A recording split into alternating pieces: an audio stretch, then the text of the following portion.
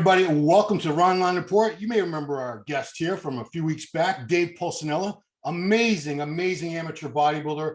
Had he been competing today, he would doubtless be a pro. He's turned it to fitness, coaching, all kinds of other things, educating, informing, giving a lot of good advice and opinions. His channel on YouTube is called Pulse Fitness. Pulse, like your pulse, not P-L-U-C like his name. Pulse Fitness and Bodybuilding. Please welcome all the way from, I believe it's a state called Delaware. Delaware. Yeah. I found out that's actually a state in the United States. It's just a little blip on the map that you have to drive through to get from Pennsylvania to Maryland. Dave Pulcinella. Dave, thank you for that, Ron. Yeah. So I'm curious. North American just happened. That's something you won. You won your class a few times, and back in those days, you know, that wasn't good enough to turn pro. Did you? No, back then it wasn't. No. Did you check out the masters classes, a 50? Where would you? You'd still be in the 50 and over, right? Have I even gone to look at this show? I haven't. Yeah. No. Good for you. Good for If you. I'm not in it, I don't give a shit about it. Good for you, man. And I haven't been in it since 07. Okay, all right, good for you. I wish I could be just as I wish I could say the same, but I'm like, could beat that guy. But you know what? You know, I mean, maybe I'll just go there for shits and giggles, but I haven't. I just haven't. I barely was aware of the fact that they were happening, to be honest with you. Yeah, and you just got over recently. You were in the hospital for. Well, maybe that's part of the reason why I wasn't too aware of the North Americans is that I spent it in the hospital. Oof. Yeah, I was in the hospital for 6 days, lost 20 pounds. I don't know if you can tell by seeing me on the video. No. But I'm a shell of my former self, man. 20 pounds. Here's the problem. The problem is I had been dieting and cardioing for months and months and months prior to getting ill. So I was already super duper lean. I had no fat to lose. So everything I lost in the hospital was lean tissue because there was no more fat. I went in there like almost in contest shape. So I was screwed from the beginning. Man. So you have colitis, actual colitis? Yeah. So both of the problems I was in there with required no food. So the colitis required very little food. They put me on what's called the BRAT diet. And apparently this is what they do for people with colitis and with the kidney issues that I was having as well. So the BRAT diet was appropriate for both of these things. Unfortunately, the BRAT diet stands for banana, white rice, applesauce, and toast. Oh, I thought it was just bratwurst. You just eat a bunch of bratwurst. I wish it was bratwurst. At least that'd be some protein. Wow. So yeah, there's clearly very little nutritional value. So your body doesn't have to do much work to process it. So that was what they had me on from the time I got there. And realized this prior to going into the hospital for about 3 days, I waited too long to go to the hospital. I had not been able to eat or drink due to the colitis. So I was already malnourished and dehydrated, which caused the kidney issues. I'm just curious. I have a son, he's almost 23. He has ulcerative colitis. Is that different? A different form, better or worse? Yeah, we've yet to find out if I have ulcerative colitis. We know I have what's called pancolitis, which is basically the entire colon was inflamed. Oof, the ascending, the transverse, and the descend, the whole entire thing. So they call that pancolitis. Pan meaning the whole thing. Yeah. Wow. So have you had we're not going to talk about colitis, everybody, for the whole show, trust me, but I'm just curious. You can talk about my colon for indefinitely. Well, it's like 30 feet long, but is this something you've developed recently, or have you been dealing with this? No, I was diagnosed 20 years ago with that, but it hadn't reared its ugly head in 20 years. Wow. I usually brought on by stress. The first time I had it was going through a divorce. Oh, well, that'll do it. So, but it hadn't happened since then, and I hadn't really had a flare up since then. So when this came around, man, it took me by surprise, and I'm shitting blood in the toilet, and I knew I had to do something about it. Wow. By the time I got to the hospital, I was what they call it in stage 2 or 3 kidney failure as well. Oh my God, jeez. Dude. All right, so I'm going to segue into why I chose this topic. About 3 weeks before he passed away, the late Jerry Ward, rest his soul, who I unfortunately never got to know that well. I wish I had. Yeah. Everyone who knew him has really cool. Had the highest regard for him. But he made a video. I had done a video responding to on Branch Warren's part to a Nick Trigili video, because Trigili said that Branch Warren is still way too big. He needs to downsize. Yeah, I saw that. And so I called up Branch. I said, Branch, he didn't even know there was, this is a few days later. He had no idea the video had been out. Existed, right? He was oblivious. And Yeah. he was going to do a video with me responding. And then at the last minute, he said, nah, you know what? I'm not even going to give him justify it or give him the dignify attention. it. Right. So I said, okay, well, I'm going to do it on my own. And maybe I shouldn't have done that. But so I did my video. And then Jerry Ward did a video. God, look how this goes. Yeah. His video was called Ron Harris Defends Branch Warren, Bigorexia. And he talked about how both Branch and myself suffer from bigorexia, how he used to, but he was able to downsize and get healthy before anything calamitous happened to him. Unfortunately, he passed away. He did have a heart attack and died. But, you know, he wasn't wrong. His video, he made a lot of good points. And if I'm being honest and look in the mirror, I'm like, you know what? He's right. Pretty much everything he said was right, dead on. So I want to define it first for people who are not aware. I believe this term was coined by Harvard psychiatrist, Dr. Harrison Pope, who's done a lot of psychological, psychiatric studies with bodybuilders over the years. He's really the only one who. What an amazing topic that must be. Showed an interest in rabbit hole. So bigorexia, it's in the Diagnostic and Statistical Manual, DSM-5, which is a reference book for mental health professionals all over the world. So it's defined as a body dysmorphic disorder that triggers a preoccupation with the idea that your body is too small or not muscular enough. Listen up, people. See if any of this sounds familiar, guys. When you have bigorexia, you are fixated on the thought that there is something wrong with the way that your body looks. That can influence behavior. So symptoms are, okay, everybody, get ready. You're going to be like, oh my God, I have that. You're about to describe me. I know it. You're about to describe everybody watching this, I'm guessing. Yeah. Spending hours at the gym, pushing your body far beyond its limits, then feeling compelled to return and do it again the very next day. That's how it works. Yeah, we don't train once. That's the only way it works. It's not one and done and it sticks. Following diets on a path to cutting weight and adding muscle that never seems to end. Yeah, obviously. Hating the body you live in and feeling like these perceived shortcomings of your body are equally clear to anyone who sees you. Now we're getting into the crazy stuff that I have to say, yeah, that's me too. When left untreated, meaning I guess you're not getting any therapy or psychiatric help, which probably some people should, bigorexia can escalate and lead to steroid misuse, okay, depression, thoughts of suicide. Obviously, that's the worst end of the spectrum. Other mental health conditions such as disordered eating and obsessive compulsive disorder may also play a role in this. And there's some debate in the medical community on whether this should be classified as simply body dysmorphic disorder, or if it has more in common with eating disorders or addictions. So we're not going to worry about that. We're not medical professionals here. But I'm sorry, but can't that describe pretty much anyone who's trying to accomplish anything of a grandiose nature? Yeah. Think about all the things you just mentioned, and they are all traits that someone who ends up achieving some great shit has in their head as the driving force for that thing. Yeah. Now, we're not going to sit here and say they're all healthy. They aren't for bodybuilders, and they aren't for the guy who wants to be the CEO or the guy who wants to climb Everest. They're just not. Right. But they are things that drive us, and they are, I think, a common thread for anyone who has achieved greatness, wants to achieve greatness, is figuring out how to achieve greatness. These are the things they do. They become obsessive compulsive. They pursue that to the detriment of all else. Yep. Micro focused on that. Relationships fall by the wayside. They're willing to take calculated risks, sometimes not so calculated risks. I don't know why we're aiming this at bodybuilding. Here's my guess. My guess is, so let's use your example. Let's say it's somebody who they want to have some business that's $1 billion business, and they're starting from nothing.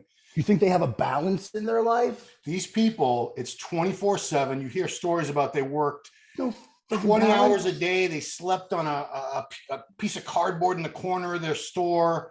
They lost relationships. They lost touch with children. They were focused 100% on their goal. And at the end, the ones who reach that goal and they have this very successful business or product or whatever, people hail them and praise them and say, wow, that's great that you work so hard for that. And I think it's because we, as a society, we're gonna give more validity to financial success than Sure. having this Than great having body. big muscular body. Yes. That seems more trivial and more silly, more And supercilious and ego supercilious. driven. It's I just, like I don't that. understand. You like that? I like But that. it's true, and I get that. But anyone, and using that example again of the multi-billionaire CEO, there's always a price to pay. Whether you're the bodybuilder and you're going, you have kidney issues, or you're dropping dead at 40, Yeah. or whether you're the CEO has a nervous breakdown, ends up in a psychiatric hospital because he just became too obsessed with his goal, or the downhill skier who ended up plummeting to his death, or the boxer in the ring who got knocked out and got killed in the ring Yeah. because he just didn't want to quit, even though he felt like he should. He ended up getting pummeled to death. Mm. What is the price that you're willing to pay for what you want in life? And I think that oftentimes not doing the things that we're talking about when the description of bigorexia is a recipe for mediocrity, to be honest. Yeah. So I think it's because we as bodybuilders, our obsession is focused on a physical appearance, a cosmetic thing. I think that's where a lot of the the judgment comes from, because people don't understand, why would you even want to spend all that time, effort, money just to look like that, to look like this Well, big muscular it's not for cartoon them to character. understand, just like it's not for me to understand why the CEO does what he does, or why Trump is driven how he is. You know what I Yeah, mean? right.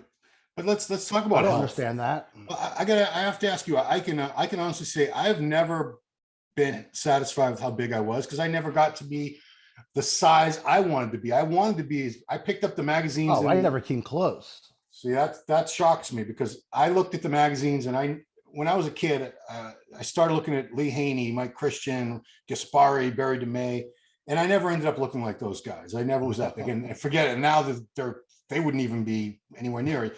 Can you imagine if my goal had been Big Ramy? I'd really be in a bummer. But Yeah, what you would you do? I were, mean, come on. I mean, think about the kids coming up now who are picking Big Ramy as their goal. well, That's that's the thing, is scary. That's a scary prospect. I don't think too many of them are, though. I think that classic. Yeah, I think I agree with you. Yeah, there are still It's kids, just not relatable enough. we still have the, Nick Walker fans, a lot of young guys who there's a sizable amount of them, but let's use social media as an example real quick. Nick Walker has like 1 million followers. That's great. Chris Bumstead has 10 million followers. Oh, wow. So let's say Instagram is mostly young people. So if you're looking at who people emulate, who they look up to, I'd say they look up to that classic look. But yeah, going back to what you said, now you were like 270, 280 at your heaviest. You competed around 250. Am I right? Those numbers are inflated. Well, I mean, I was about 260 at my biggest, and I would go on stage at like 220. Okay. I mean, still, the normal, you walk down the street. I'm 5'8", though. I'm not that tall. Right. I used to be 5'8", but you walk down the street among regular human beings in a tank top, people were freaking out at you. I'm sure when you went out in public settings, I don't know if you were covered up all the time or not, but you must have gotten that reaction. Not all the time. And they would freak out. And that was part of the appeal for me, was to be able to walk into a room and command attention without even opening my mouth, not having to say a word, just your presence. And that's something that I do miss. Yeah. And once you've had that, man, it's hard to live without that. It's hard to go back to blending in, man. Yeah. You're not nowhere near that yet. Well, I mean, I am, because, I should. Not. No, I mean, I never got to that point. Do you not see yourself? What do you have, bigorexia? I do have bigorexia. And I mean, I never got to be as big as the guys I was trying to get as big as. And I never, I pushed a good amount of steroids. I'm not going to pretend I didn't. I look back and I try to make a stupid excuse like, well, maybe if I'd used insulin, maybe if I'd used a bunch of growth hormone, I would have gotten. I don't know how much bigger I would have got. I don't believe that every human being is capable of getting as big as a Big Ramy. There is that belief. Far from it. People do believe that. There was do you remember GH15? Of course. Yeah. He used to claim that anybody could get the size of like a Nasser El Somebody. No, they might not be as pretty. It might be not the same shape and structure, but anybody, if they're willing to push the drugs and food, could get to Dude, I live this every day. I have clients and have for the past 26 years who we were doing all the gear, legit gear.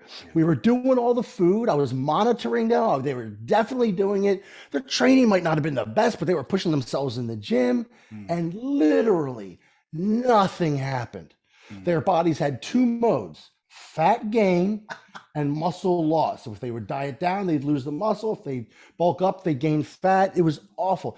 So the genetic variances are humongous. And what a person can or cannot achieve, there's a gradation. There's a huge gradation. Yeah. Do you believe that the denial of that reality is what leads a lot of people down this path of, let's be real, it is a mental illness. I believe to a small extent, I probably have a very minor mental illness because I do look in the mirror. Minor. Well, maybe I like to think it's Look, when I first saw the Arnold book, Education of a Bodybuilder, and you know that pose that picture that's on the cover of that book, where he's on the Alps, the Bavarian Alps, and it's the side. That's all I wanted out of life, was to look like that. Little did I know on day one of that journey that it would never even come close to happening. I'm not built like that. I'm not 6 foot tall. I don't have the tiny waist, the mountainous biceps. The proportions that he had were 1 in a billion. Right. But I took that picture and I implanted it in the forefront of my mind, and I became as close as I could come to that. And at the end of the day, Ron, we have to settle for that. Well, see, we've both known a ton of people who started out with that similar goal. I want to look like Arnold. I want to look like Dorian. I want to look like Ronnie.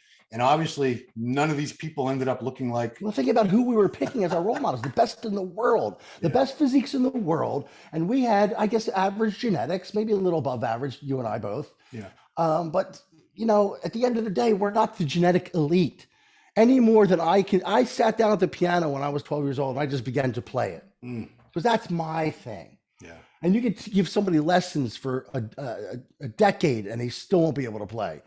So it's what you're born with and what you can nature and nurture.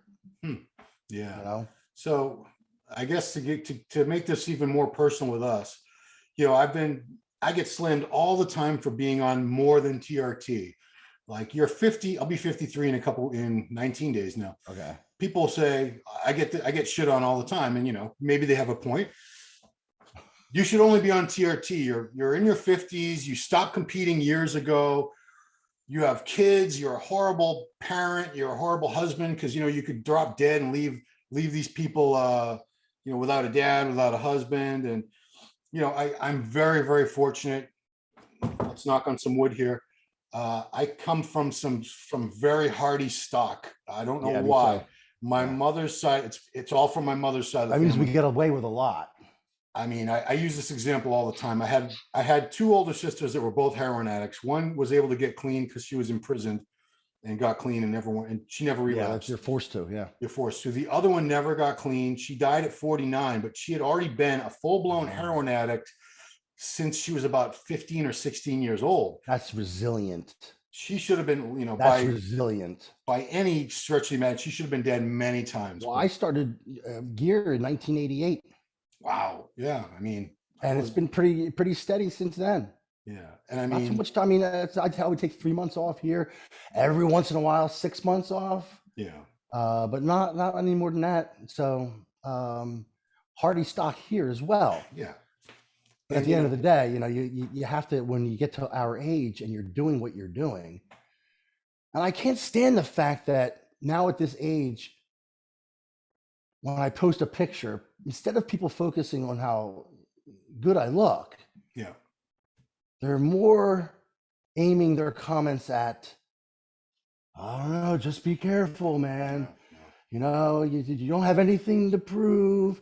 And, stop trying to live in the past. And everything is negative. When you're young and you look good, you're just young and you look good. And everyone's like, yeah, dude, go for it. You look fucking great. But now that we're our age and we're trying to stay in shape and we're trying to fight this father time, it becomes this big shit show of people just shitting on you and trying to make you feel bad about what you're doing. And it really bothers me.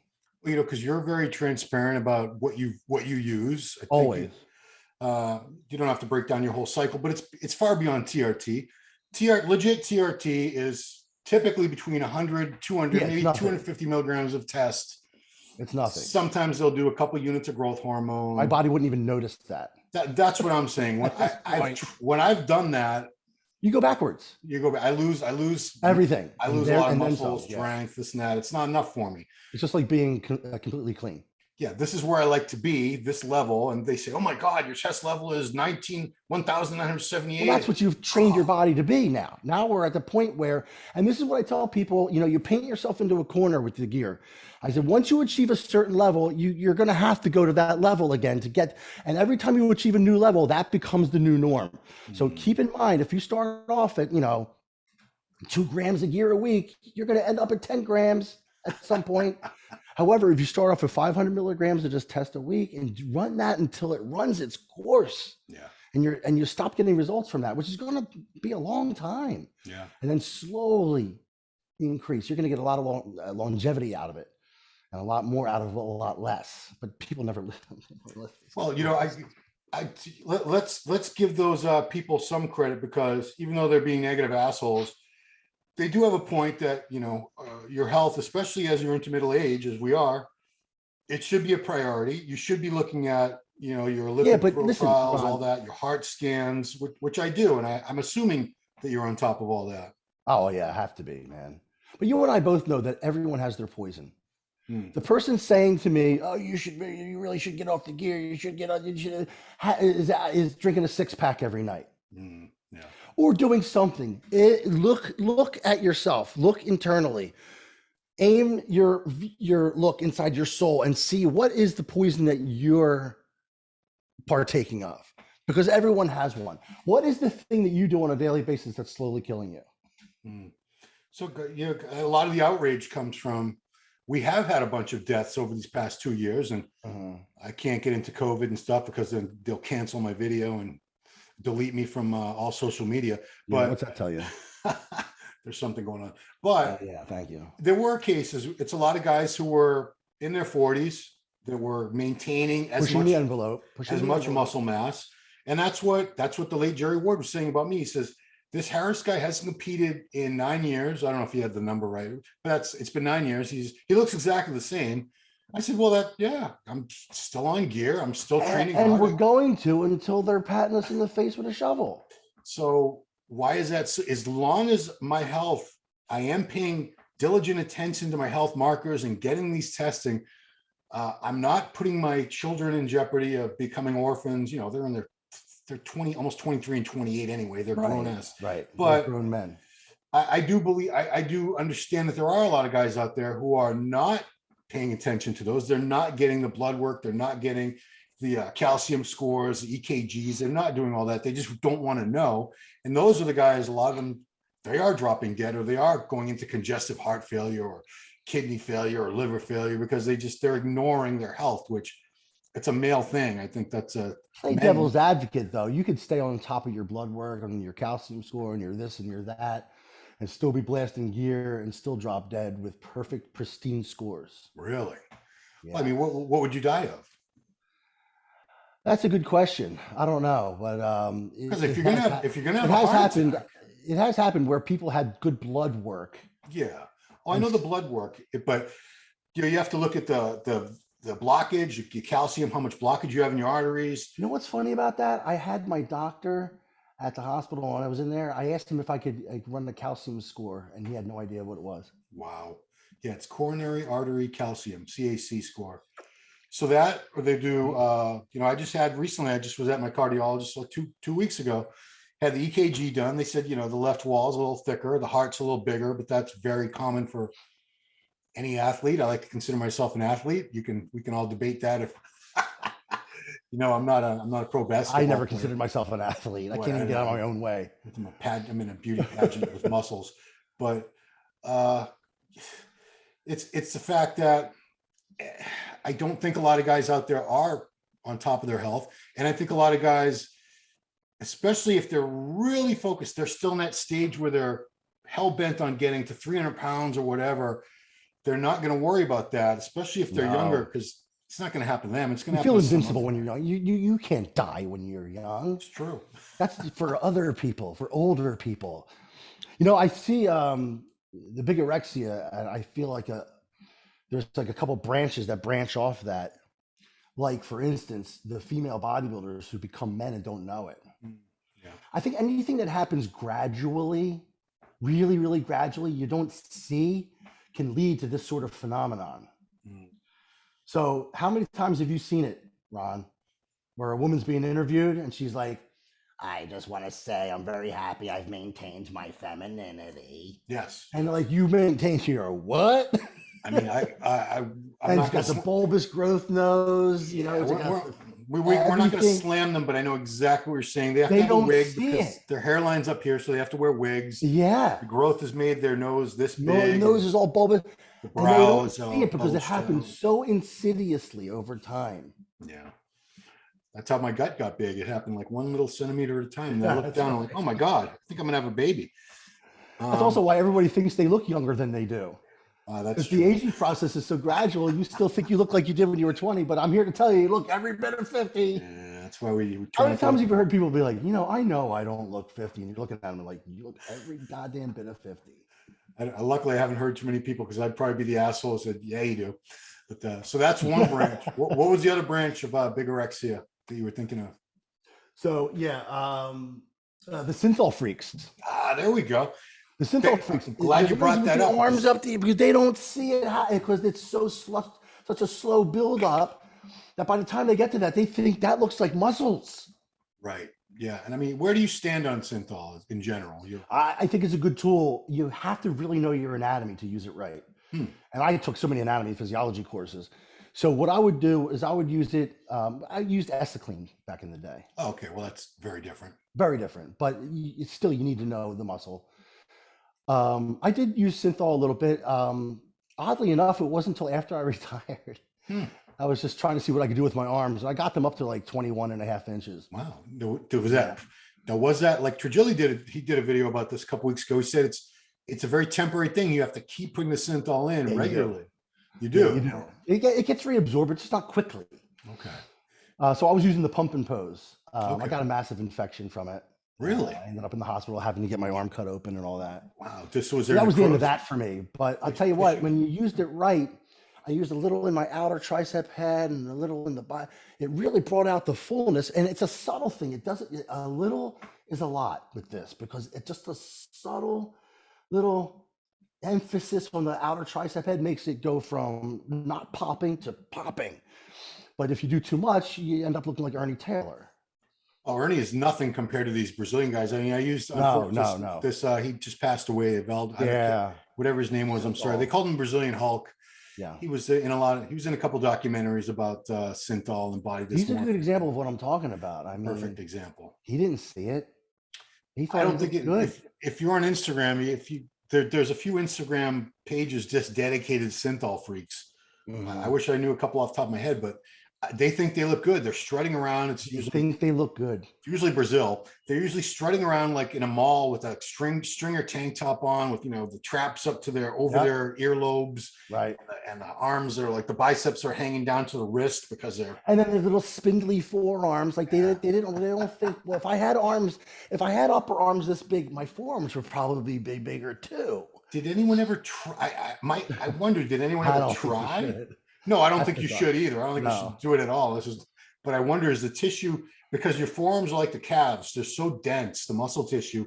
I think the nerve endings and the blood vessels make it very contraindicated there. So that's why they don't. I don't know, but yeah, it's ridiculous looking, and everyone in the world can see it, but them. So that's another form of bigorexia. That would be probably taken to its greatest extreme would be the synthol guys, because they're getting a look to the muscles that's even like Big Ramy. He can't get that because he's limited by. They're even exceeding that. Right. It's far beyond the proportions of what any amount of steroids and training and food could do, even with spectacular genetics. It's an exaggerate. It's a caricature of muscularity. It is a caricature that doesn't require work. But they're looking in the mirror and thinking, wow, this looks great. And they're probably still thinking, but I'm not big enough yet.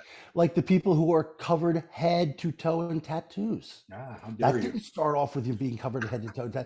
Like a sleeve is one thing, but when your entire body now looks like 90% of your body is covered in 3rd-degree burns. Yeah. And you can't even make out like what the details are, and it just looks like a like rotting flesh.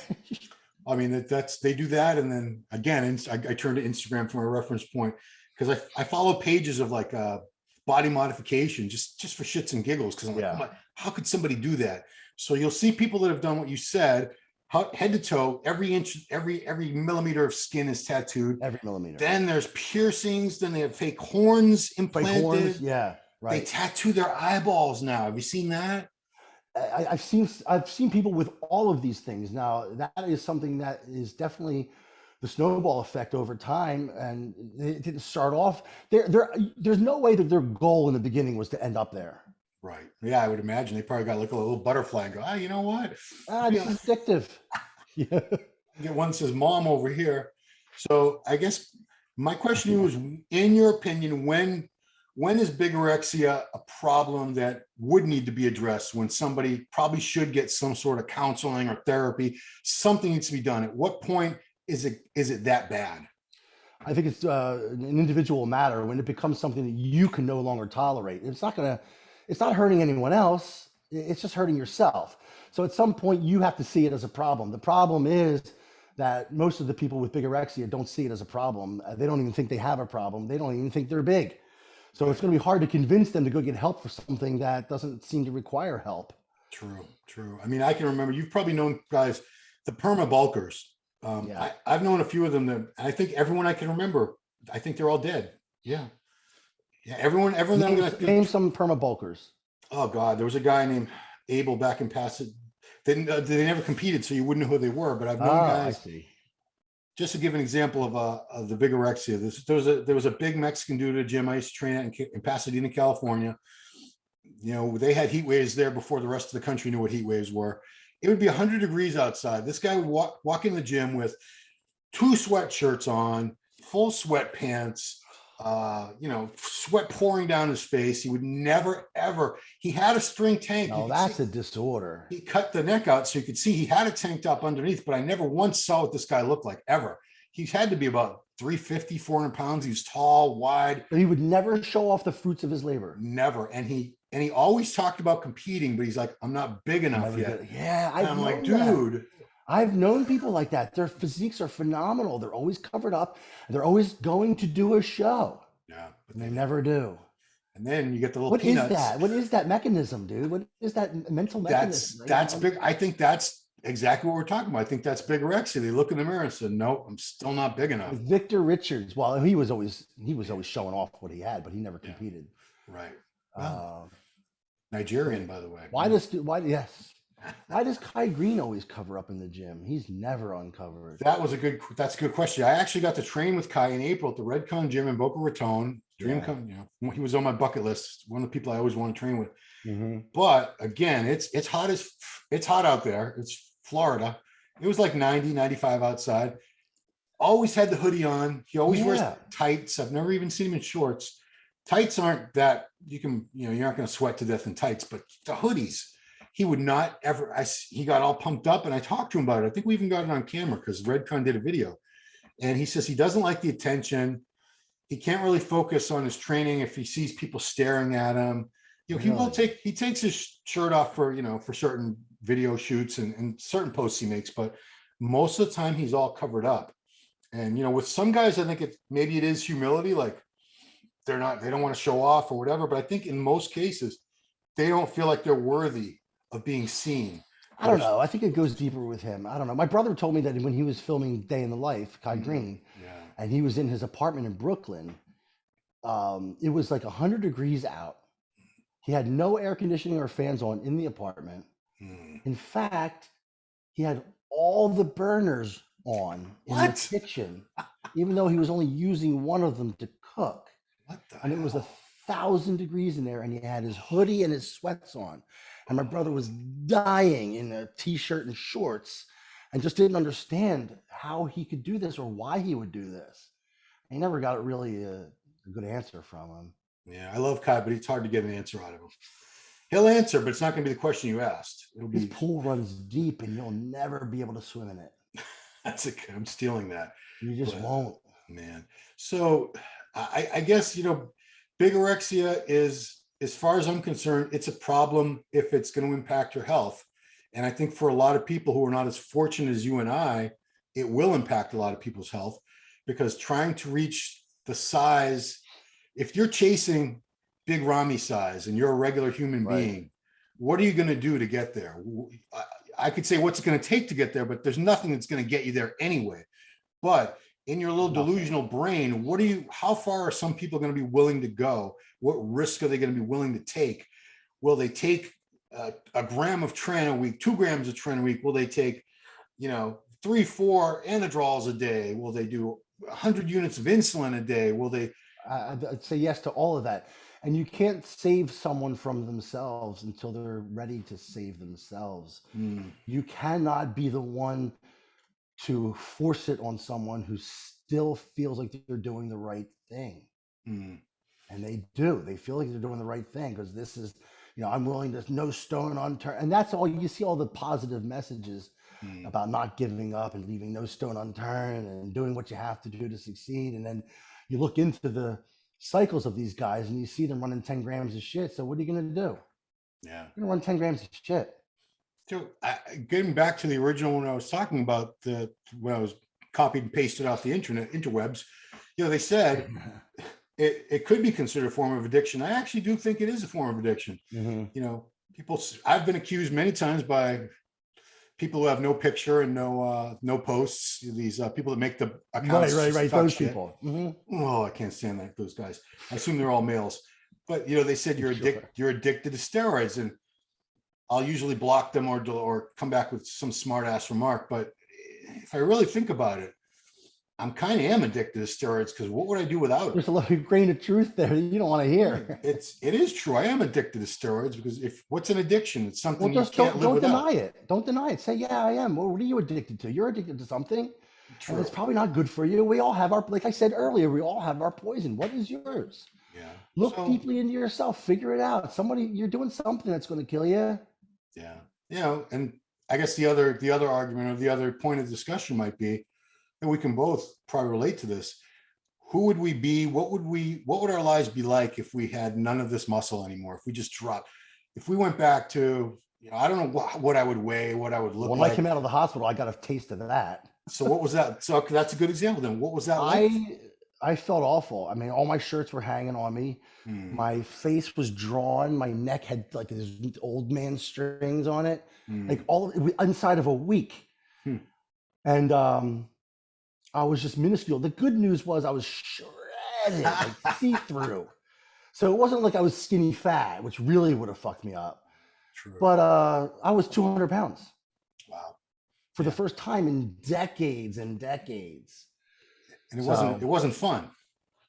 No, I felt so small and insignificant. Then I had to go back to work at the new gym, which is a hardcore gym that me and my friends opened, Diamond State Iron, which is hardcore. And I had to go in there looking like a puny, and they didn't all know my story. They didn't know I was in the hospital. So they just probably thinking, what the hell is Dave doing? Yeah. Maybe he's doing a show.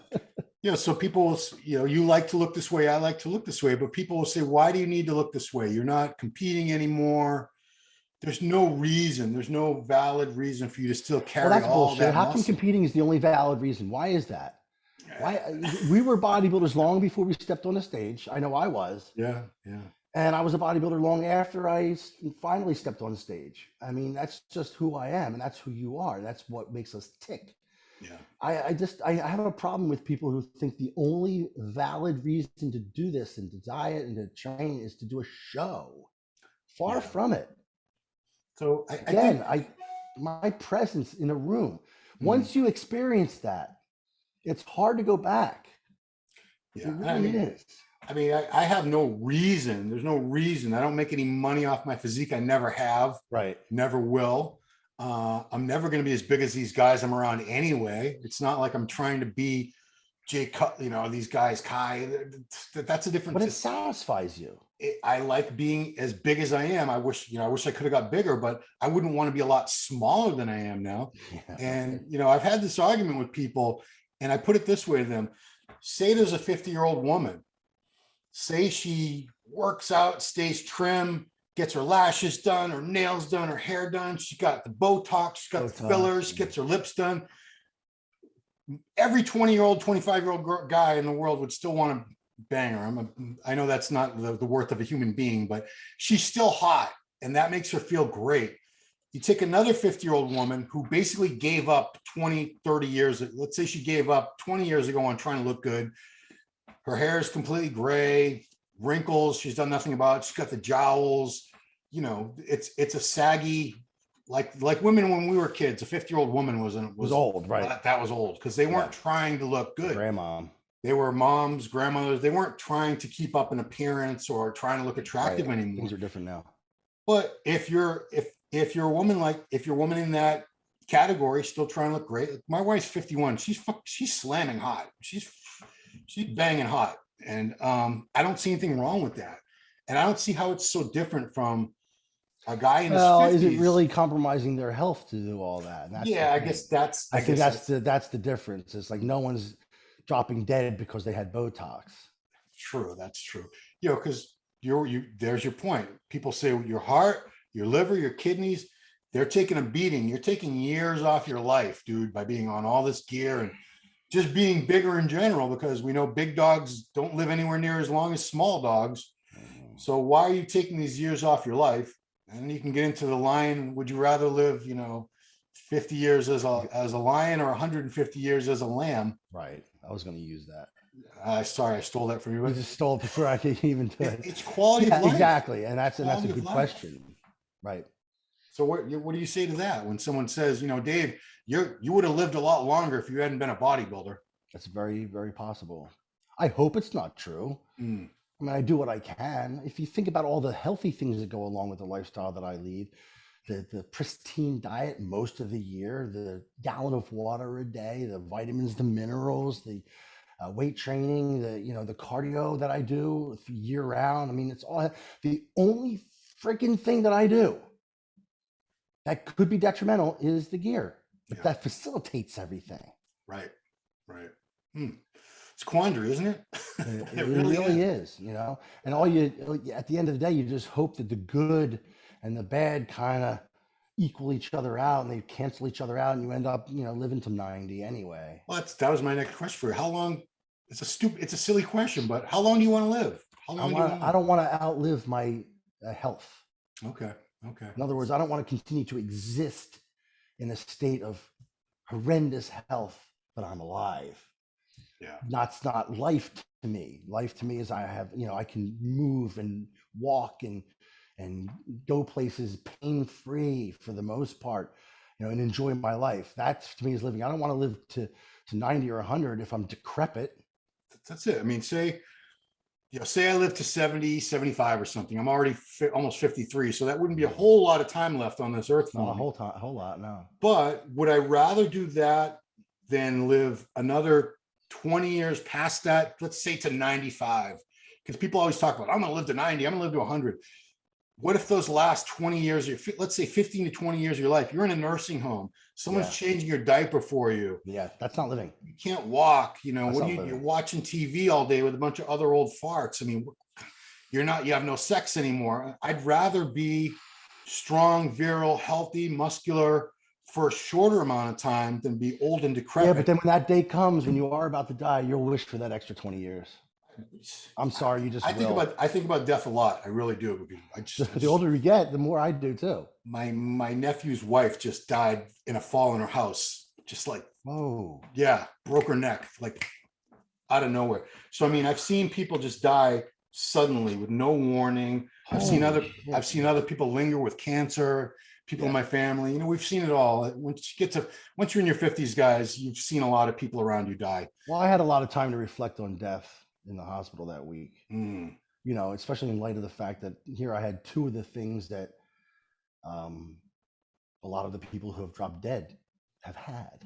Kidney and colitis. Oh, colitis, yeah. But as far as your heart's fine. Yeah. They did a lot of tests on that. So the thing about death is it's coming for all of us someday. Nobody's going to live forever. And we're so in denial of that. I'm in denial of that because I don't know what happens when you die. I have my theories. I have my theories as well, and it's, you know, There's where were you? What year were you born? 69, 1969. Where were you in 1967? 2 years away from being born. Did you, what were you thinking? What were you doing? What were you, Oh, I was exactly. I didn't did you exist. exist? You didn't exist. No. But will I And you exist go after I back to not die? existing. No. You think you should blink out? I think we're made out of the earth. We're made out of the planet. The food becomes the body becomes the embryo is a baby, and then it goes back to being organic dust again. That's the biological And it component of feeds it. the planet. Yeah. So I'll become part of a bird that eats me. I'll become part You of a don't worm. believe that you have some soul, spirit, That's so essence, energy, egotistical. something that's eternal. That's so egotistical. Really? You don't think all humans Absolutely. are imbued with that? I think we're taking ourselves way too seriously when we start to think that, number one, we have a soul that lives on forever. Why, who needs our soul forever? Like, who the fuck are you, Ron? That your soul needs to be around for? Who am I? I don't even. My soul needs to be around forever. And I certainly don't subscribe to the heaven and hell bullshit, Hmm. because I really don't think that God watches over each and every one of us, and because there's just too little evidence for that. Okay. So, you know, it's basically an organic thing that we're made out of the earth, and then we go back to being the earth. So if that's what you believe, then you would want to live as long as possible because you don't believe there's anything after that anyway. No. But by the same token, you don't exist, so who gives a shit? Oh man, gosh, this is getting really complicated. I I thought we were talking think about about this stuff, man. muscle dysmorphia. I think about Yeah. this stuff. I No, do. I do too because it's inevitable, and especially when I hear about someone die or someone I know, someone I'm related to, that really brings it home. It's like, oh shit, I Yeah. don't, because I'm in total denial of death. Like I can't die. It's just like, how could, And then you're going to be dead forever. I do believe that we're eternal in some form. Well, you have to believe, because that comforts you. It does. It does. I mean, The like the reason we heaven thing think would be the that is most the reason comfortable we thing. think about there being a heaven and their God and a reward and all this stuff. It all placates us and helps with the fear of death. And the less you can think of death as being this final thing where you just don't exist, that's horrifying. Of course, you want to come up with some reason that can't be true. Yeah. And so we've placated ourselves by coming up with these various theories that help us get through the day. I honestly can't decide which is a more horrible scenario: blinking out of existence and there's nothing. You have no your consciousness is just wiped Yeah. out. That doesn't even make sense to me because I have a consciousness now. Where does it go? Yeah. You know, a dog or a Again, cat or it goes back to where it was 3 years before you were born. 3 years after you die, it'll be the same. or let's say I wasn't You're good. just this organized matter right now. That's all you are, is this organized matter. Ah, And it goes from order to disorder. That's entropy, right? yeah. So everything goes from order to disorder. So that's called age. And then we age and we go to disorder, and then we eventually just die and then become dust, and then we feed the animals. Yeah. So I want to try to end this on a useful note for the viewers. Bigorexia, I do believe it's a real thing. I believe I certainly suffer from it. I'm sure I would be diagnosed full-blown case Full blown. if Dr. Pope or any of his colleagues ever got a hold of me. And you know, I'm unapologetic about it because I own it. This is who I am. This is what I love to do. I take care of my health, and I'm extremely fortunate in regards to my health.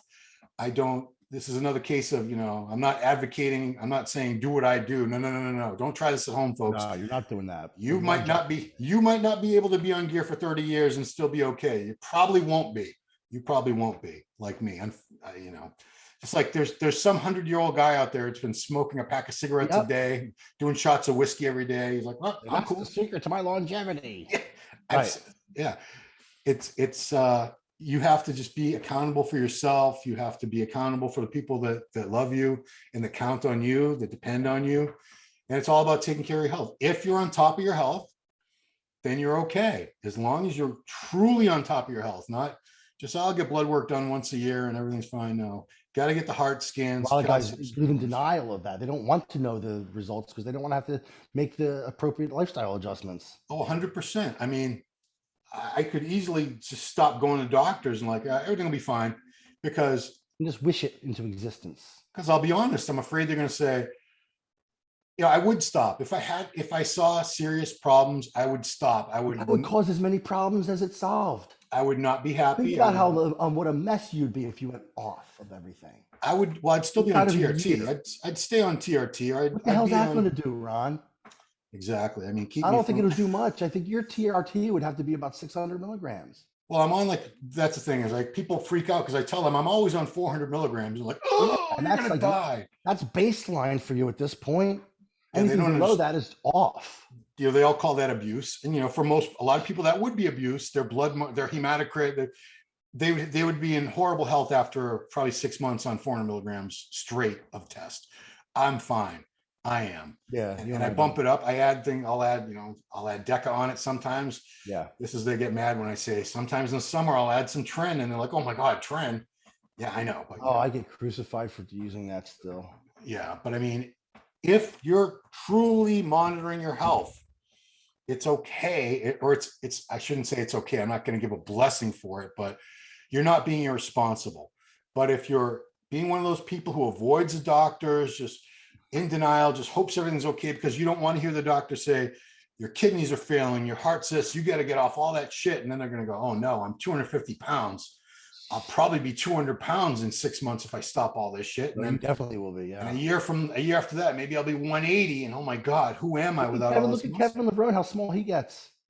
Dude, I remember he's not small now, but I remember seeing him.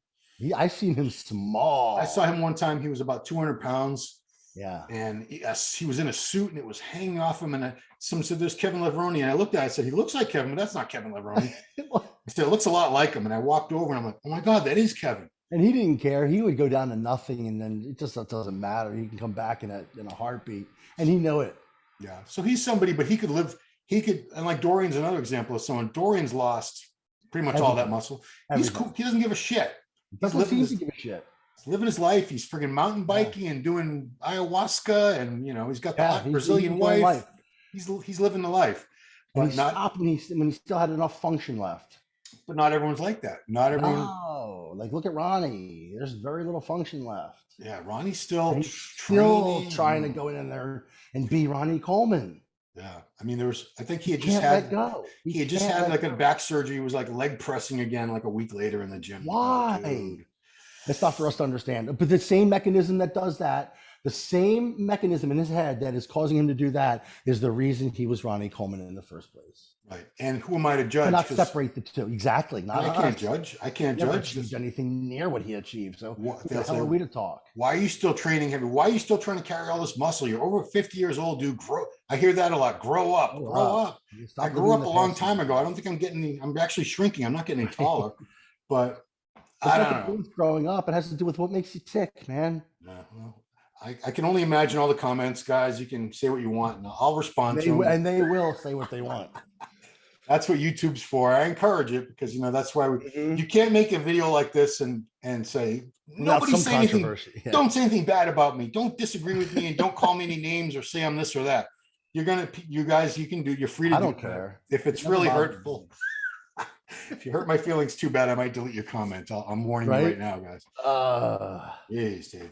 So wow, I think we've covered some good stuff, man. Yeah, this has been good. So I'm going to try to come up with a better name for these because I'd like to do regular talks with you. You're a like-minded individual. Yeah, when you agree with things I say, that means you're smart. So no, but we have a lot in common. We've been around this a long ass time. You're even longer than me.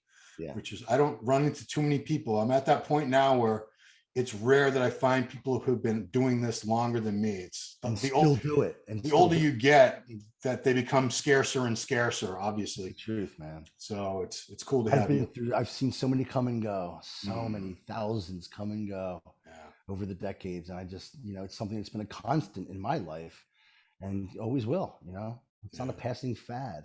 No, I mean, this is it. I'm a bodybuilder for life, whether I probably never will step on a stage again. Oh, grow up, Ron. Yeah, grow up. This is my life. I love training. I'm at the gym 3 out of every 4 days. I still eat 5 solid meals and a shake every day. I'm still that nut because I love it. And I just can't imagine living life like a quote unquote normal person. I don't. Yeah, exactly. I have no desire to do that. And they don't understand that, and they never will. Yeah. So stop judging me, people. Just like we never understand Coleman and what he does. Exactly. I don't. And I don't understand, I admire the success of people who achieve these things where, for like 4 years, they lived off like ramen noodles and they slept in a broom closet. But I couldn't do that. No. God bless them. They did it and I came close to doing that. I used to, when I had no money, I used to go into the Acme and I used to order, I told this story before. I used to order a pound of turkey breast, put it down my pants, and then a loaf of bread and put it in my coat, and then a thing of mustard and put it in my jacket pocket and walk out, buy a pack of gum and then walk out, and I could feed myself turkey sandwiches for a day. Wow, that was brilliant strategy, man. Until I got caught. Oh yeah, I can imagine. Someone saw me doing it and then said, that boy walked out of here with turkey. And they were like, oh, don't worry. He comes in here every day. We'll get him tomorrow when he comes in. And sure enough, I came in the next day and did the same damn thing and they got me. Wow. I dropped to my knees and begged for them not to call the cops.